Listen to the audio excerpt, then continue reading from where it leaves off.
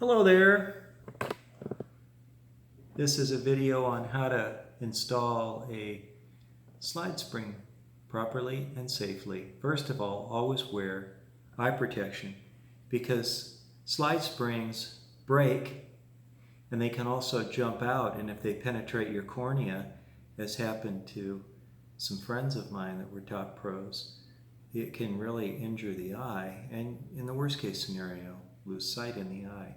So you always want to wear safety gear, and you want to have a set of needle nose pliers, and of course you'll be putting it around this post. But I want you to be aware that putting in a slide spring isn't as simple as it seems, because it must be loaded. It has to have force loading on it to go in properly. This little part has to be bent down so that it has load on it and can push the slide back. You also want to be careful not to damage the channels in the comb, because this sharp little piece of metal can actually scratch it, and then it's not an airtight chamber anymore. So let me show you how to do this properly, okay? I hope you can see me okay. It's always tough to get a good orientation for you. So the trick is you stand up, okay? So I'm standing up, and I'm going to put the long end through the slit here in this comb. There's a slit, so it goes in. And then the other end, the free end, the little end, points towards the comb.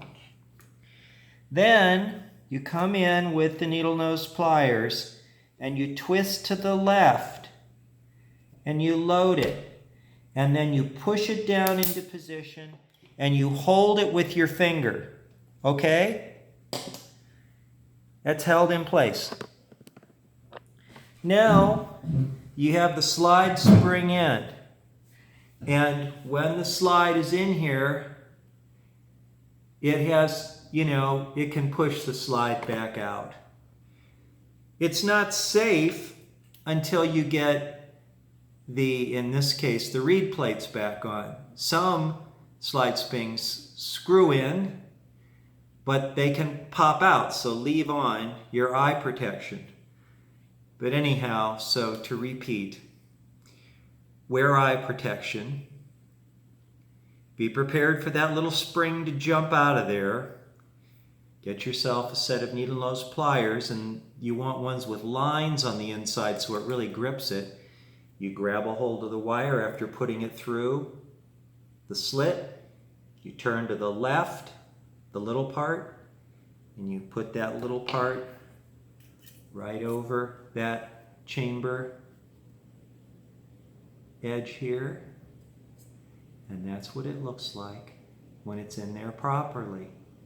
It won't go in without using a pair of pliers.